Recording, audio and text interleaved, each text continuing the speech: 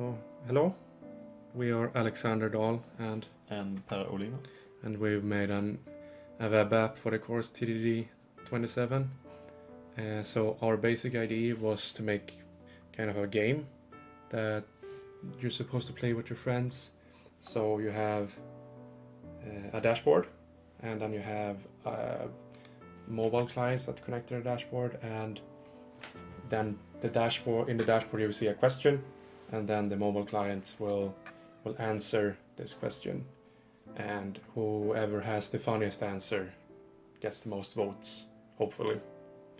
And that's basically the idea. Yeah, you can see a illustration here of how we think it was supposed to be. We have chosen to work with the main stack, which is the Mongo, Database, Express, AngularJS, and Node. And for communication, we use RESTful and Socket.io. We use Socket.io because they have a good implementation for room-based communication, where you can send the commands to one specific room instead of all the clients that are listening, which is critical for our solution.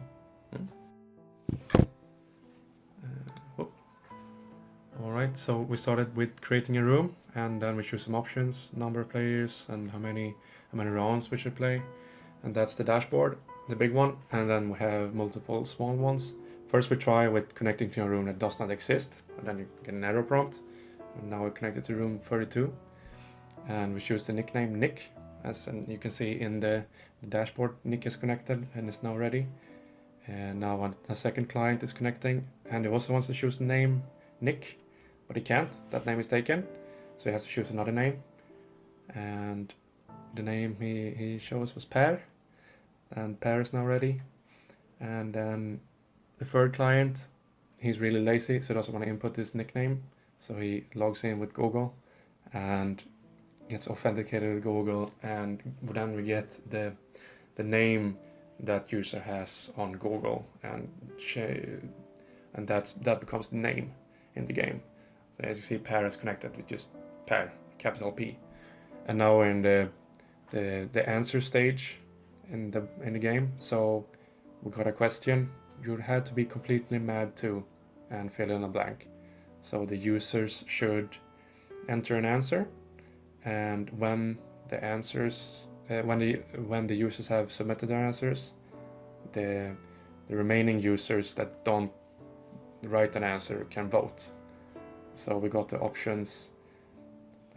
You had to be completely mad to use JavaScript or to make a screencast, and then the user chooses make a screencast, and that's the winner. So that user who wrote the answer, you make a screencast, gets 1 extra point, and then the winner is displayed. And now the second round, and as you can see, it's another round. And one surprising upside of studying engineering is TDD27. And so there's currently a bug where if you, for the first round and the second round, the same users get to answer. But if you continue playing, that's not the case, and it's... Now the game is over, and you can see the winner. Nick has the most score. And then when the timer ends, the game starts again.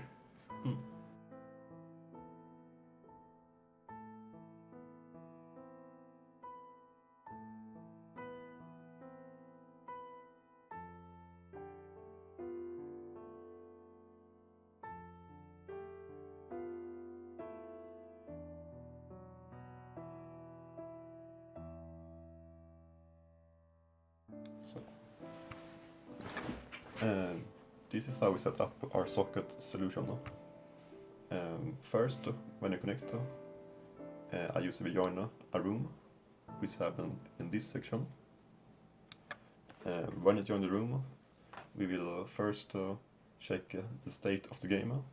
So I usually cannot join in the middle of a voting stage, because at the moment that would make some fault with our code in the backend.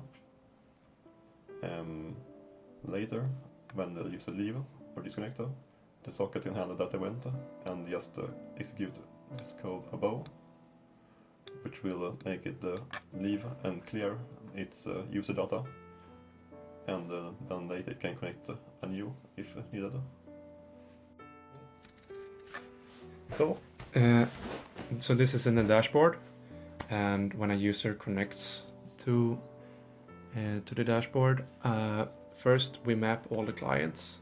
So a client will set I'm ready, so I press the ready button, and then we check, we go through the list with our clients, and we set that client is now ready. And then when everyone is ready and the state is in the join state, that's only when it's supposed to be ready. Users and clients aren't really supposed to be able to press the ready button when we're not in a join state, but we added that just in case. So, and when everyone is ready and we check that the client length is more than the minimum player count, then we change the state. So when everyone is ready, we start playing the game. So we change the state to the question state, and then we emit this state to all the clients that, hey, we're not in the joining state anymore. Now we're in the question state. And when you enter the change state code, depending on the state you selected, you will either send your questions to the backend, or if you are at the scoreboard state, you will initiate a timer that will take place and tick until the designated timer is reached. And when the timer is reached, this start new game function is called, and a new game will start. So in the backend, we use RESTful to receive the answers from the users.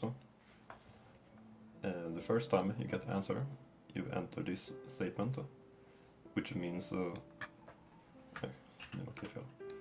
first time we enter this statement, which we create a new list and push out the answer into a container. The second time we will enter this data, which means we have received 2 answers, which means all answers have received, and we have to change state on our clients. This state we want to change to the voting state, and we emit using socket.io and send to one room.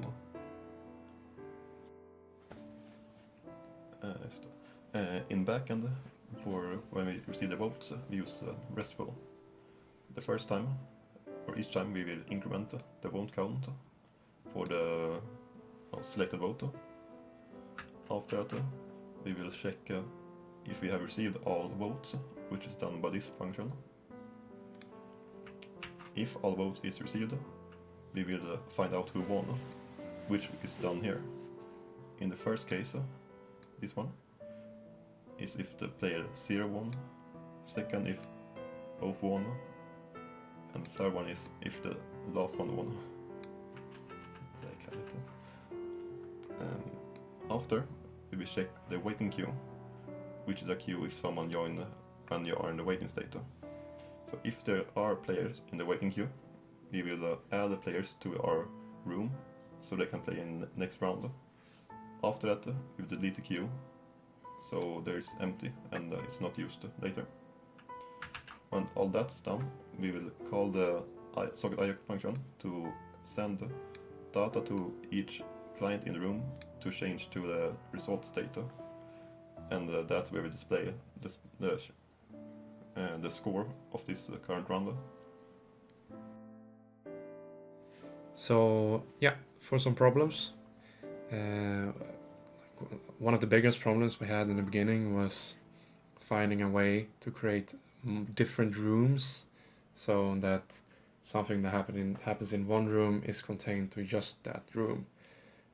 But then we found socket.io, and it was a little hard in the beginning to set that up, but once we understood and we set up socket.io correctly, the problem we have with rooms pretty much disappeared, because socket.io handles that beautifully. and we're also really happy that we chose Node and the mean stack because they're so well integrated with Socket.io. And then another problem we had was none of us have ever worked with the full mean stack. We haven't used Angular before, when we haven't used Mongo before. And Angular was a bit confusing because we chose Angular 5, but then there's also Angular JS, and in the beginning we didn't really understand the difference, because when you Google a problem and you add Angular, sometimes you get an answer for Angular JS, and then we started implementing that solution, and then we get a bunch of errors and we didn't really understand what was happening. But Angular overall is pretty, once you get used to it, it's really intuitive, and it kind of just works. You write minimal code compared to writing pure HTML and serving that.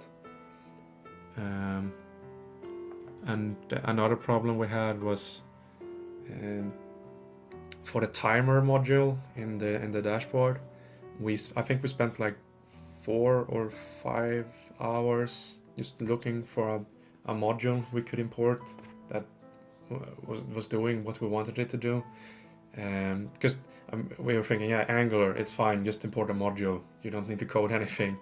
But yeah, we spent a lot of time searching for a solution that we should have just implemented ourselves. Our solution was just 10 lines of code, and we didn't find it as a module. So maybe we should push that module as an npm package, and someone else can use that. Yeah, that are pretty much the problems we had. Do you have anything to add, Per? No, that's all. Yeah, the project went well. Yeah, we didn't really have any big problems at all. No, it was straightforward when you got used to coding Angular and Express. And I mean, we're using Mongo, but we haven't really implemented any like big features with Mongo. We just have our questions in the MongoDB, but that was also super easy. You just use Mongoose as an ORM, and we didn't really have to do much with the database either. Just added our questions, and then we get them, and it wasn't really a problem. Yeah, that was everything. Thanks for listening. Yeah, thanks.